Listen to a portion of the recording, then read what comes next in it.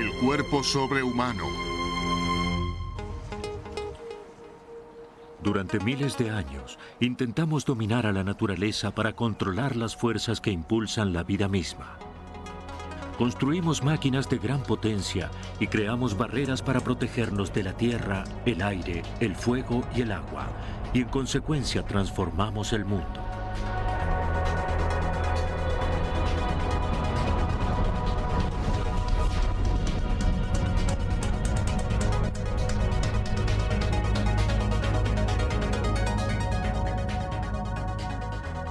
En la actualidad podemos ir prácticamente a cualquier lugar que deseemos y realizamos nuevos descubrimientos a una velocidad asombrosa. Nuestros logros en ingeniería y construcción superaron largamente lo que nuestros abuelos jamás hubieran imaginado. A veces da la impresión de que podemos crear cualquier cosa. Pero la obra de ingeniería más asombrosa del planeta es algo que heredamos y no algo que hayamos hecho. Y a pesar de todos los cambios que se produjeron, se trata de algo que no sufrió muchas modificaciones en los últimos miles de años: nuestro cuerpo humano. Durante esta serie, redescubriremos el cuerpo, su capacidad fabulosa para curarse y renovarse.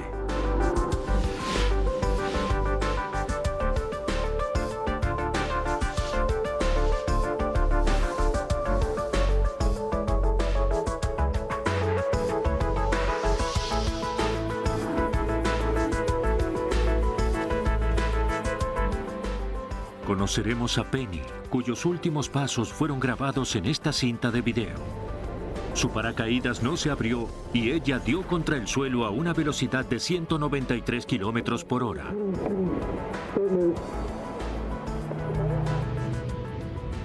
Se le fracturó la columna, pero ahora, después de 4 años, está comenzando a recuperar algunas sensaciones. Desde el punto de vista médico, nada explica por qué esto está pasando 5 años después del accidente. Les mostraremos cómo los médicos que estudian la regeneración de los tejidos siguen el ejemplo que brinda la naturaleza con la salamandra, a la que le vuelven a crecer las patas amputadas. Pero cuando algo no vuelve a crecer, las técnicas de trasplante pueden ayudar. Clint Hallam fue la primera persona del mundo que recibió un trasplante de brazo. Lo primero que pensé cuando me vi la mano fue que era un milagro. Lo acompañaremos mientras lucha con su nuevo y desconocido miembro. No. Acompañamos a personas que se realizan cirugías innovadoras.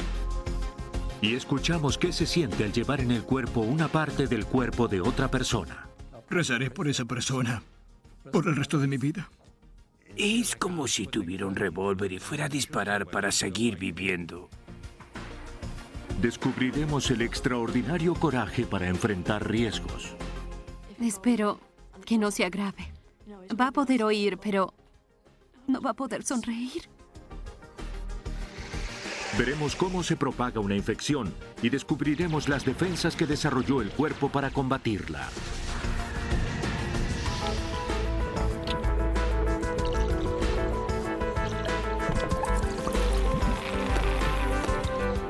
Conoceremos gente que prueba nuevos tratamientos contra el cáncer, incluyendo uno diseñado para ayudar al cuerpo a librar su propia batalla. Acabo de ver la resonancia magnética y la imagen es muy buena. Y finalmente, quiero mostrarles lo que ocurre en mi propio campo, la medicina de la reproducción, en donde se están desarrollando algunas de las investigaciones más interesantes, pero en donde también se está empujando a la naturaleza hacia territorios extraños y desconocidos. En este campo también aprendemos a aprovechar los poderes innatos de nuestro cuerpo. Gracias a todo lo que vamos aprendiendo sobre nosotros mismos, está ocurriendo algo notable. Por primera vez en la historia podemos hacer algo más que maravillarnos ante la capacidad del cuerpo de curarse solo.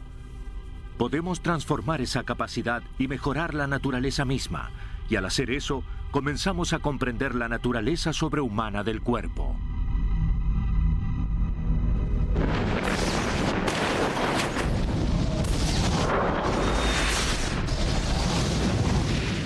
Hoy presentamos Trauma. En ningún otro lugar se ve más claramente la naturaleza sobrehumana del cuerpo que en la medicina de emergencias. en el tratamiento de lesiones. No recuerdo nada de esa noche. Me di cuenta de que el brazo izquierdo prácticamente se me había salido y estaba sostenido por la piel.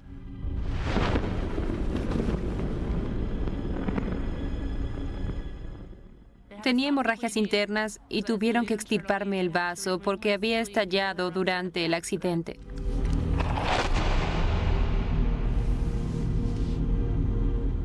Alguien preguntó ¿sobreviviré?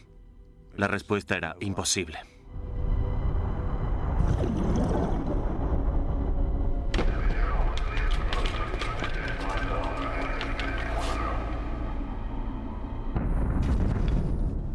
El problema principal de la salud pública en el mundo son las lesiones y traumatismos. Cualquier unidad que se encuentre en la carretera sudoeste en West Park, responder. Todos los días en todo el mundo, miles de personas son trasladadas de urgencia a los hospitales por traumatismos.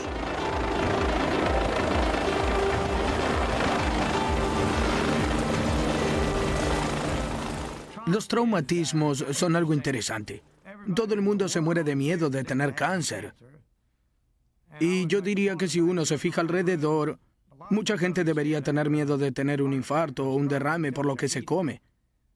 La gente se altera cuando se trata del SIDA, pero nadie piensa que pueda resultar herido. Los traumatismos superan los infartos, los derrames y hasta el cáncer. Somos una nación que niega una epidemia que se expande sin control. Y con negarlo no se soluciona nada. Lo que más muertes provoca a causa de traumatismos es el automóvil. La causa más importante de mortandad de personas menores de 44 años son los accidentes automovilísticos. Es difícil imaginar las grandes fuerzas de desaceleración de un accidente automovilístico.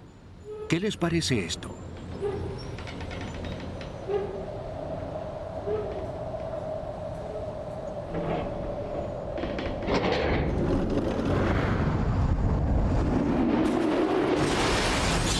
Es increíble que alguien pueda sobrevivir a un accidente automovilístico como este. En un impacto de una duración de tan solo una fracción de segundo, las grandes fuerzas de gravedad que participan pueden hacer que el peso del cuerpo humano se multiplique 60 veces. El conductor de este automóvil sintió esas mismas fuerzas de desaceleración cuando colisionó de frente contra un autobús. Todos los años, millones de personas resultan heridas en accidentes de tránsito en todo el mundo.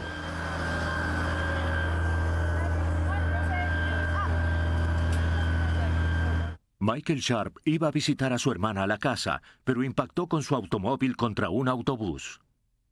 No recuerdo nada.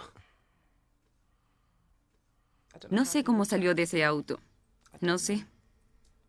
Pero me alegra. Dice que no tiene dolor en la espalda. No tiene dolor en la espalda. Cuando sacaron a Michael de entre los restos de su auto, estaba en muy mal estado. No se mueva, Michael. Pronto comenzó a tener síntomas típicos de un shock traumático. Estaba confundido y agresivo. No, quieto, quieto, quieto. Quieto, hermano. Quieto, no. Quieto, quieto, quieto. Quieto, hermano. Se le dilatan las pupilas y comienza a transpirar.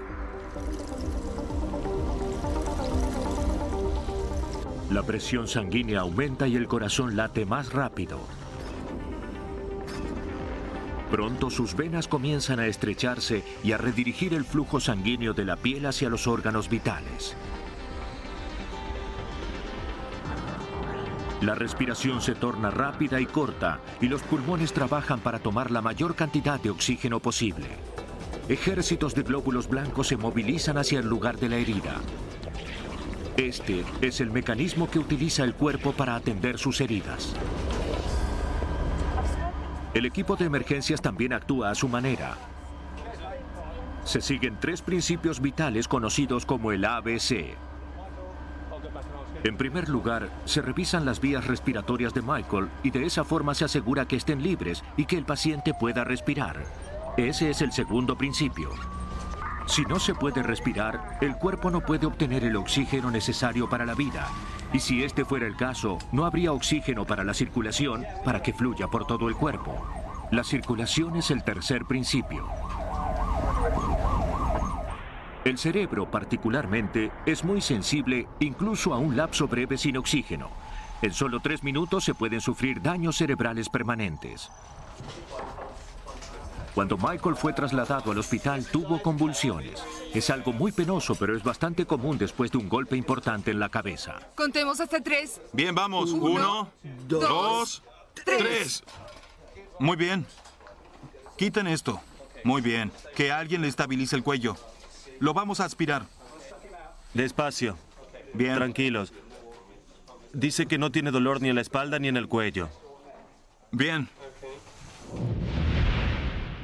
No sé si tengo que sentirme afortunado o algo así, porque todo sucedió muy rápidamente y no me acuerdo de nada.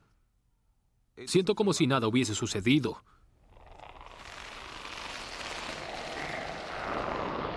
Ahora miro la vida de otro modo. Con el pie izquierdo. Las cosas que antes daba por sentado, ahora les presto más atención. Quiero decir, yo siempre amé a Corin. Corin es mi hijo, pero ahora le presto más atención. Pie izquierdo. Con el pie izquierdo. Tengo suerte de estar aquí.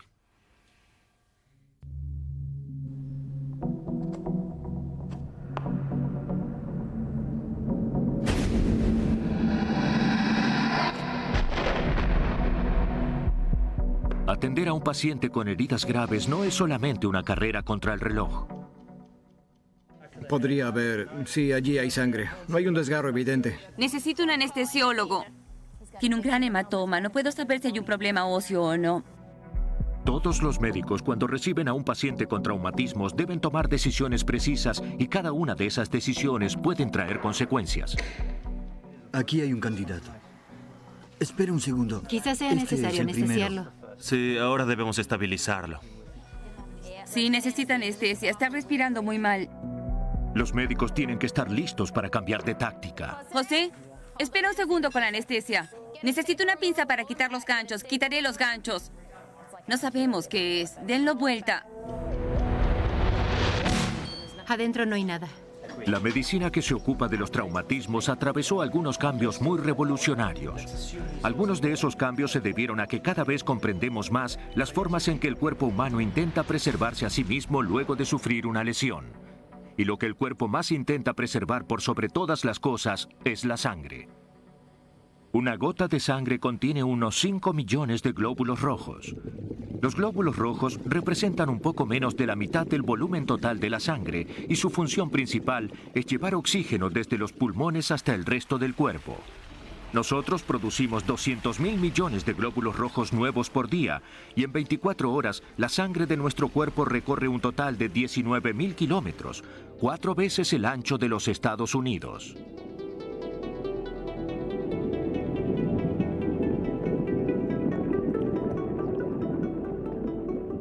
Por lo general damos ese precioso líquido por sentado. Si bien nuestro cuerpo puede tolerar bastante bien grandes pérdidas de sangre, no contamos con una fuente inagotable. Lo que más sorprende es la cantidad de sangre que se puede perder en un accidente sin que haya hemorragias externas. Si por ejemplo una persona se fractura una pierna, 1/3 de la sangre va hacia el muslo. Estos tipos de lesiones internas pueden producir una caída importante de la presión sanguínea y lo que los médicos casi siempre hacían era intentar corregir esa situación reemplazando el fluido sanguíneo lo antes posible. Pero las respuestas médicas básicas pueden estar equivocadas y esa lección en ningún lado se aprendió tan bien como en la guerra. Bien, 1. 0.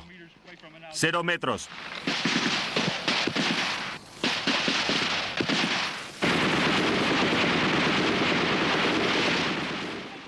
Bien, ¿pueden moverlo? ¡Tráiganlo! ¡Tráiganlo! No se olviden de detener la hemorragia. Las lesiones sufridas en la guerra de Vietnam fueron espantosas, pero lo que fue asombroso fue la rapidez con que llegaba la asistencia médica. Los helicópteros llegaban hasta los heridos en cuestión de minutos. En esa época, lo que se acostumbraba a hacer era reemplazar la sangre perdida y elevar la presión sanguínea cuanto antes. La sangre u otros fluidos se suministraban incluso antes de que los soldados abandonaran el terreno.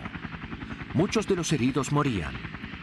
Los médicos comenzaron a preguntarse si a veces ese tratamiento no causaba más daños que beneficios. Estoy seguro de que varias de esas personas, en ese siglo, murieron a causa del tratamiento recibido. En guerras como la de Vietnam, enseguida se recibía asistencia médica. Se colocaba una sonda, se elevaba la presión sanguínea, pero no se detenía la hemorragia y sangraban otra vez. La forma en que el cuerpo responde ante una hemorragia es formando un coágulo. Las plaquetas de la sangre corren hacia el lugar de la herida y se unen con fibrina. Al principio, el coágulo es bastante delicado y se puede romper fácilmente si hay una variación en la presión sanguínea.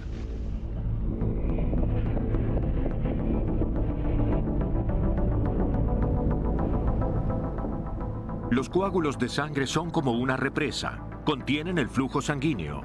Si la presión sanguínea es baja, el coágulo tiene que hacer menos fuerza. Pero si se aumenta la presión, la represa puede estallar y las consecuencias pueden ser desastrosas.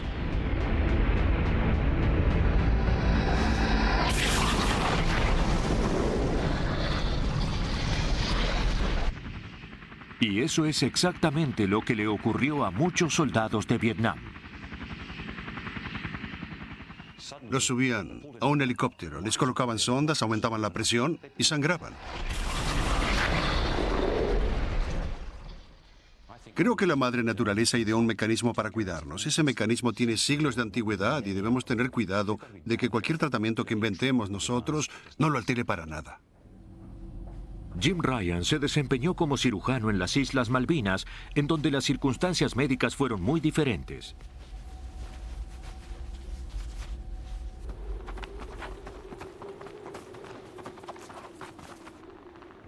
A diferencia de Vietnam, las batallas y el mal tiempo hicieron que fuera imposible llegar rápido en helicóptero hasta los heridos. Los soldados quedaban a su merced durante horas y la madre naturaleza tuvo la oportunidad de actuar. En 1982, David Gray estaba en el 2º batallón del regimiento de paracaidistas. Tenía apenas 18 años cuando sufrió heridas terribles durante un ataque con morteros en Goose Green. Llegamos a la cima de la loma y, por supuesto, el escuadrón inferior venía atrás y los compañeros de primera línea iban hacia Goose Green y estábamos todos heridos en la pendiente hacia abajo. Estábamos expuestos y ellos nos estaban disparando. Fui a ver a Tony Tai, que le habían disparado. Tenía una herida de bala en el brazo derecho. Y me dieron con un mortero.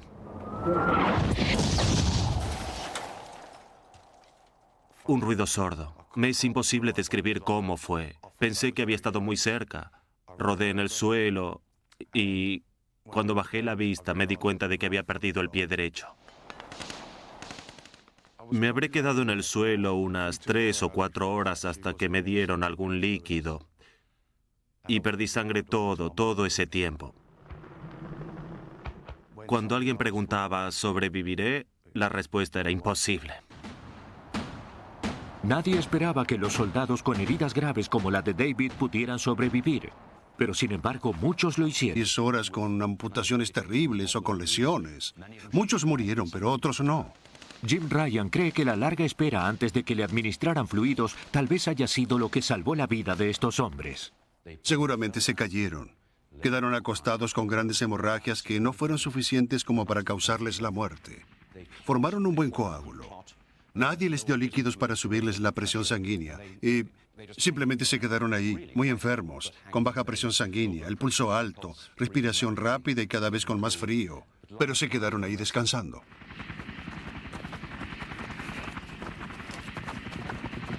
Como resultado de diversas observaciones como esta, la costumbre de suministrar líquido a todas las víctimas de traumatismos comenzó a cuestionarse. Los paramédicos ahora observan y esperan antes de intentar subir la presión sanguínea.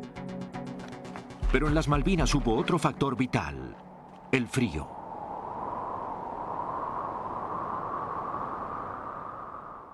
El frío probablemente sea lo que más recuerde. Se me dormían los dedos, la cara. El frío era terrible. No había termómetros para medir temperaturas tan bajas. Era inferior a los valores que teníamos, inferior a los 30 grados bajo cero. Los cuerpos parecían sin vida. No obstante, Jim Ryan cree que el frío, en lugar de causar graves daños, pudo haber ayudado a que sobrevivieran. En esa situación, y mucha gente estará de acuerdo, la hipotermia. Un grado leve de hipotermia sirve como protección. Creo que baja el ritmo de todo. Lo que la guerra enseñó sobre el cuerpo humano es que a veces el frío puede servir para salvar una vida. Y este concepto ahora se emplea para salvar a las víctimas de accidentes.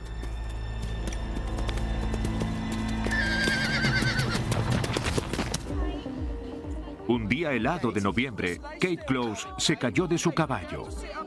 Los paramédicos demoraron casi 2 horas en llegar y durante ese tiempo ella estuvo terriblemente fría. La principal preocupación era la lesión masiva que había sufrido en la cabeza y la trasladaron inmediatamente al Hospital Real de Londres.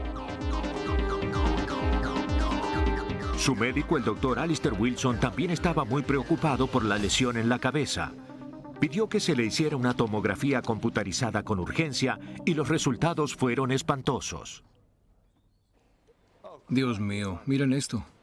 Miren esto. Miren todo ese aire también.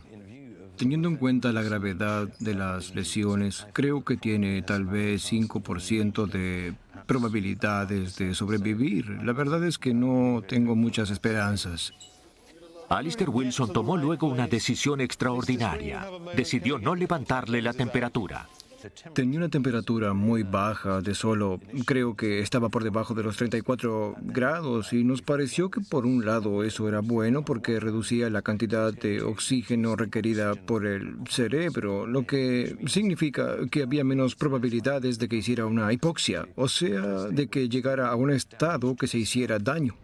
Cuando Kate se cayó del caballo y se lesionó el cerebro, se produjo una reacción en cadena.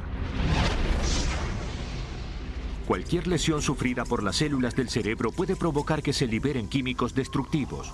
Si no se los detiene, esos químicos hacen que otras células que no fueron lesionadas mueran. Si bien no se sabe con certeza por qué ocurre esto, sí se sabe que si se enfría el cerebro unos pocos grados, se puede impedir que el daño se extienda. Todavía fría, Kate fue trasladada de inmediato al quirófano, en donde le extirparon el coágulo de sangre que se le había formado en el cerebro. Aunque parezca increíble, Kate no sufrió daños cerebrales. Siempre odié el frío. Pero ahora me dijeron que tuve una hipotermia y que el frío fue una de las cosas que ayudaron a que me salvaran. La verdad es que no me gusta sentir frío. Debo admitirlo. No me gusta el frío, pero esa vez, Dios mío, me hizo un gran favor. En serio.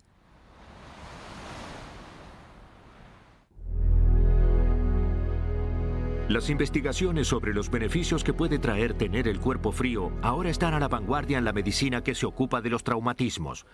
Los traumatismos no se limitan a las guerras y los accidentes automovilísticos, sino que pueden ser parte de nuestros primeros momentos en este mundo. Para muchos de nosotros, nacer es el hecho más peligroso que hayamos vivido jamás. El viaje por el canal del parto tal vez sea corto, pero también puede ser muy peligroso. Ross Walker se quedó sin oxígeno durante el parto. Había muy pocas probabilidades de que sobreviviera sin sufrir graves daños cerebrales. Lo primero que me llamó la atención fue que estaba quieto. No sentía que se moviera para nada. El ritmo cardíaco debería haber sido de alrededor de 140 latidos por minuto y él tenía 80. Cuando me volvieron a revisar, se dieron cuenta de que las cosas eran peores de lo que habían pensado al principio. Nos dijeron que había 94% de probabilidades de que hubiera sufrido graves daños cerebrales. La falta de oxígeno había iniciado una reacción química en cadena en el cerebro y parte de las células cerebrales estaban comenzando a morir.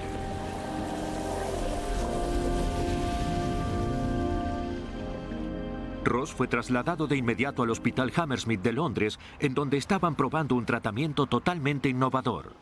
Para prevenir el daño cerebral en bebés como Ross, se los enfriaba. Estaba en una incubadora. Él estaba en el centro y le soplaban aire frío. Eso le hacía bajar 2 grados la temperatura corporal.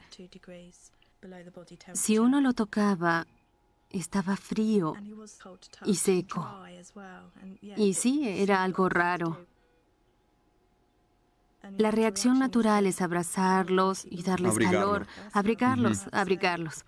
Y cuando nos dijeron por qué lo hacían, por qué ellos creían que eso podía ayudar, bueno, pensamos que obviamente eso sería lo mejor y, bueno, teníamos que frenar lo que sentíamos hasta que pudiéramos abrazarlo. Sentía una gran impotencia, porque no podía hacer nada, no lo podía abrazar, no podía hacer nada para ayudarlo. Cuando llegó a Hammersmith, la onda cerebral de Ross era prácticamente nula. Luego lo empezaron a enfriar y los padres no tuvieron otra opción más que esperar los resultados. Nos sentamos al lado de la incubadora y nos quedamos esperando que esa máquina nos mostrara algo que indicara algún signo de actividad. Sí.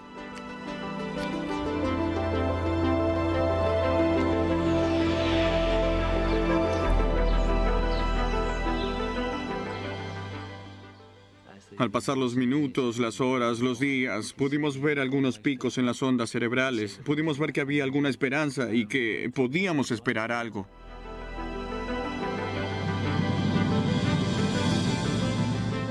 Durante los 2 años siguientes, diversas tomografías computarizadas mostraron que Ross se estaba desarrollando como un niño sano y normal.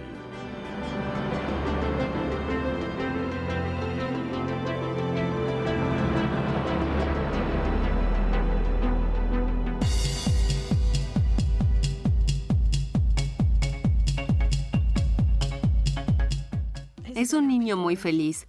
Está lleno de vida. Salta por todos lados y le gusta jugar. Es muy divertido.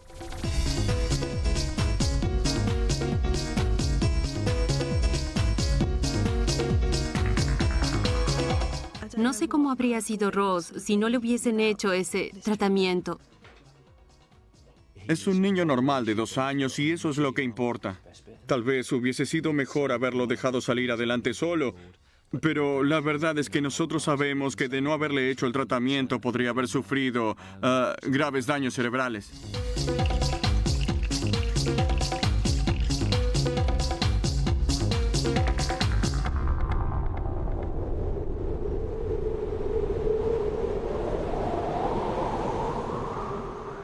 Aunque parezca extraño, tener frío puede ser bueno.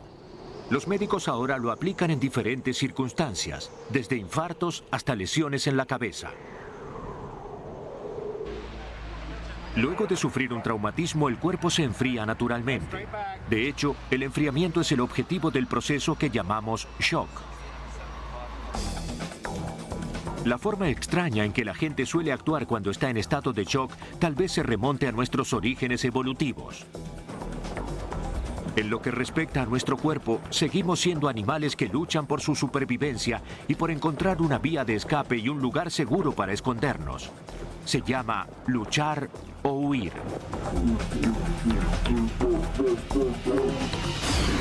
Por el cuerpo fluye adrenalina.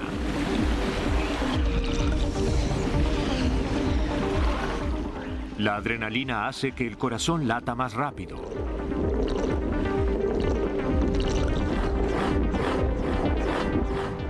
Los pulmones trabajan más.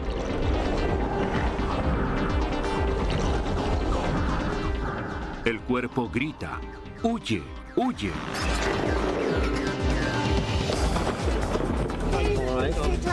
Por eso las víctimas suelen luchar contra la gente que intenta salvarlas. No, Kate, ahora no luches. Ahora no luches. Al mismo tiempo, el cerebro libera una ola de hormonas calmantes, las endorfinas. Estas hormonas son tan poderosas que uno puede sufrir la amputación de un miembro y no sentir nada. El cuerpo se me durmió literalmente de la cintura para abajo. Después de un tiempo, sin embargo, los efectos de estas hormonas comienzan a irse. El ritmo cardíaco baja, la presión cae. Se forman coágulos. La sangre comienza a fluir solo por los órganos esenciales. El cuerpo se enfría y comienza el largo proceso de autocuración.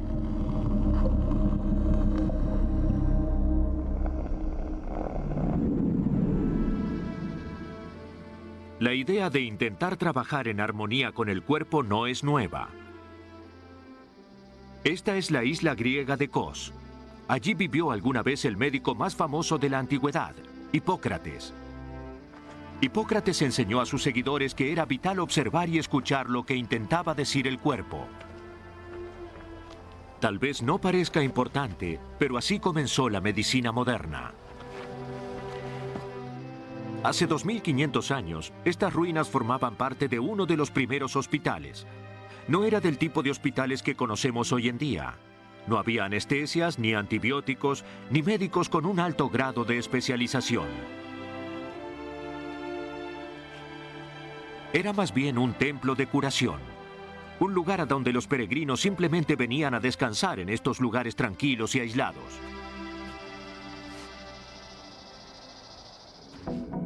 En Los Ángeles, esta idea de dejar que el cuerpo se curara solo llegó a un extremo que ni siquiera Hipócrates habría imaginado jamás.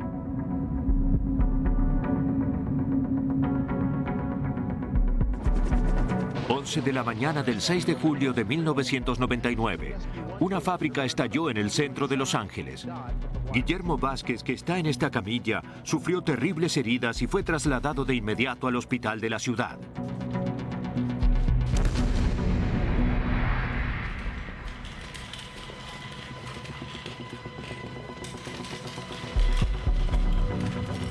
Cuando llegó a la sala de emergencias, los médicos no tuvieron muchas esperanzas de que sobreviviera. Guillermo se había fracturado el cuello, el cráneo y tenía una gran hemorragia en el abdomen.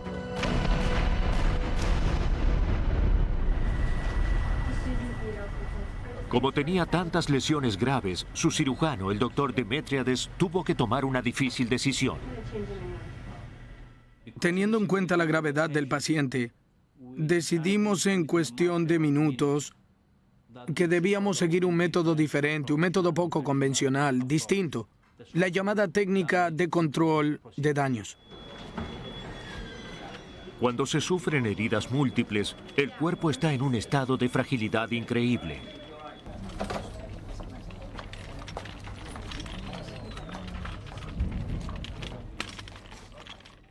Cuanta más experiencia se tiene, más en claro queda que cuanto menos se hace, a veces es mejor para el paciente.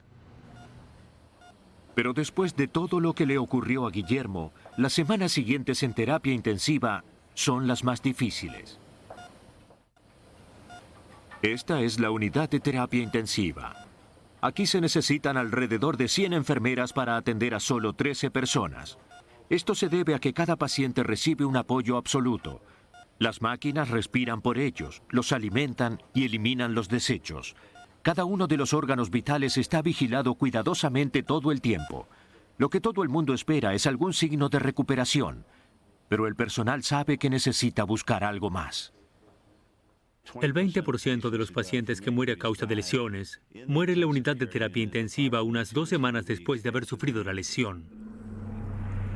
Justo en el momento en que uno piensa que se están poniendo mejor, los órganos como el hígado y los riñones comienzan a fallar. Se mueren porque a veces el cuerpo tiene una reacción exagerada ante el traumatismo. Se llama insuficiencia de múltiples órganos. Ese pudo haber sido el caso de Peter Blood y Jennifer Bogan, ya que los dos sufrieron heridas múltiples espantosas. Me chocaron del lado del conductor y después me empujaron contra el cerco del otro lado de la carretera. Tenía una hemorragia terrible en la parte baja de la columna. Tuvieron que extirparme el vaso porque había estallado con el accidente.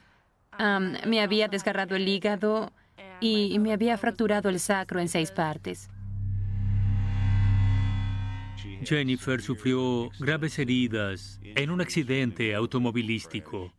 Cuando la revisamos encontramos lesiones internas en el abdomen y tanto el vaso como el hígado estaban sangrando. Tenía lesiones de gravedad en la pelvis que se había fracturado y también hemorragias en los 2 pulmones porque en el accidente se había golpeado el pecho. Peter Blood tuvo un accidente con una moto y también sufrió lesiones masivas. Estaba doblando en una esquina con mi moto y cuando levanté la vista vi un vehículo que estaba justo en el medio de la calle. Me fracturé una muñeca en un par de lugares, me fracturé la clavícula adelante y atrás y me rompí 10 costillas. Unas costillas me perforaron un pulmón. La última costilla me cortó el pulmón. Con el impacto me estalló el vaso y me lastimé los riñones. Me di cuenta de que el brazo izquierdo prácticamente se me había salido y estaba sostenido por la piel. Las lesiones eran tan importantes que tenía menos del 10% de probabilidades de sobrevivir. Las lesiones múltiples como las que sufrieron Jennifer y Peter son comunes en los accidentes automovilísticos porque en estos accidentes se producen varios choques al mismo tiempo.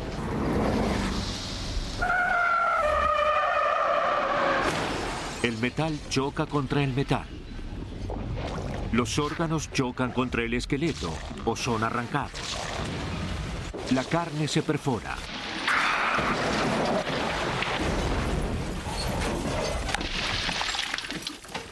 El cuerpo humano no evolucionó para enfrentar lesiones tan terribles como estas.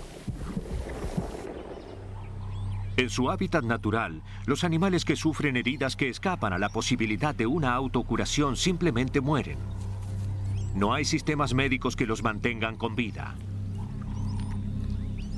La muerte es parte del orden natural de las cosas.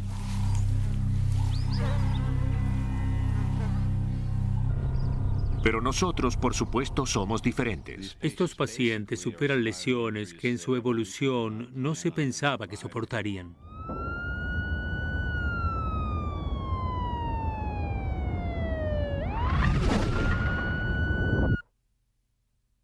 La tecnología significa que ahora podemos mantener a la gente con vida, aunque sus heridas superen realmente los límites normales de la capacidad del cuerpo de curarse solo. El cuerpo se mantiene con vida gracias a máquinas, pero está en estado de confusión, lo cual es comprensible y responde con una compensación exagerada. Las heridas graves hacen que se liberen grandes cantidades de glóbulos blancos, llamados neutrófilos, en la sangre. Su función es matar las bacterias, pero pueden terminar matándonos a nosotros. Es como con los automóviles en las horas pico. Millones de neutrófilos responden a la herida e intentan todos llegar al trabajo a la misma hora.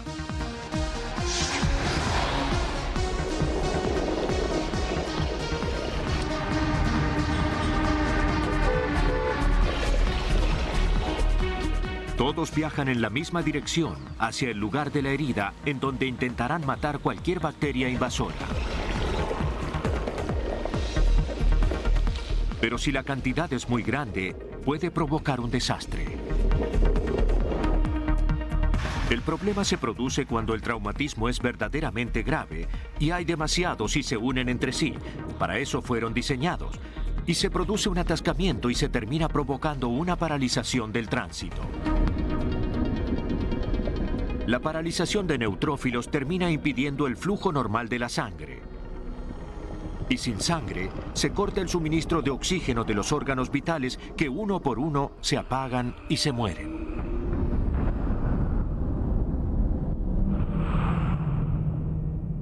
Y los glóbulos mismos que deberían salvar la vida terminan causando su fin.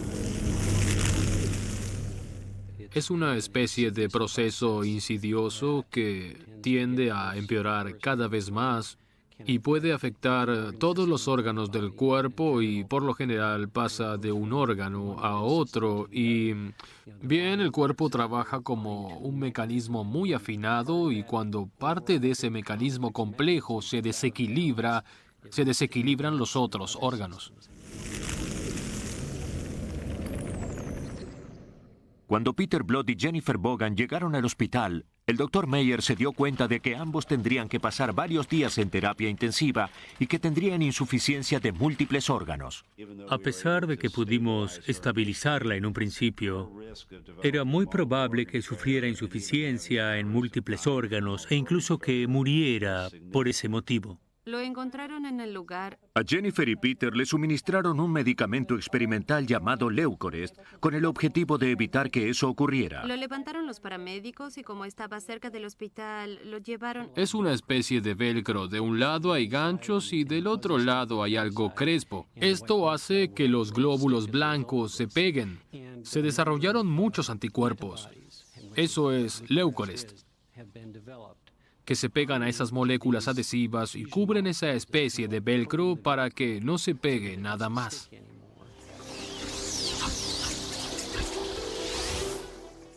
Mediante estos anticuerpos podemos prevenir que los glóbulos blancos se peguen y en consecuencia se puede prevenir que se produzca una lesión.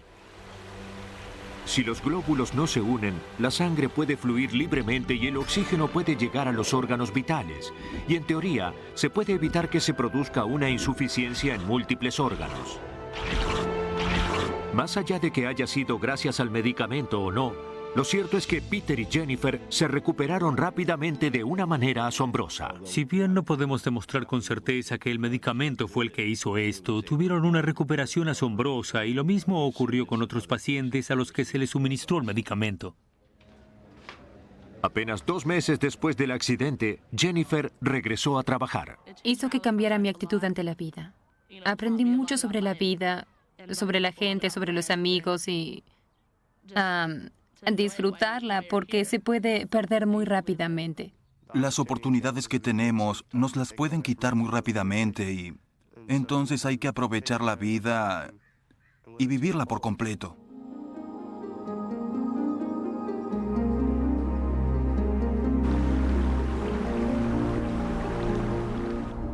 Tres meses después de su cirugía de control de daños, Guillermo está fuera de peligro y abandona la unidad de terapia intensiva. Buen día. ¿Cómo está? ¿Se encuentra bien? Sí. Seguramente se recuperará. Pronto va a estar mucho más fuerte. Sí, se va a poner mucho más fuerte que antes. Bien. No lo olvidaremos. Una vez por año, durante la época de Navidad, envíeme una tarjeta y cuénteme cómo está. Seguramente lo hará. Nosotros también lo recordaremos.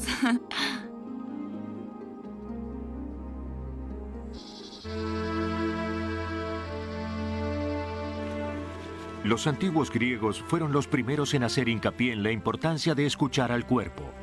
Y aunque parezca gracioso, después de siglos de grandes avances tecnológicos, regresamos al punto de partida.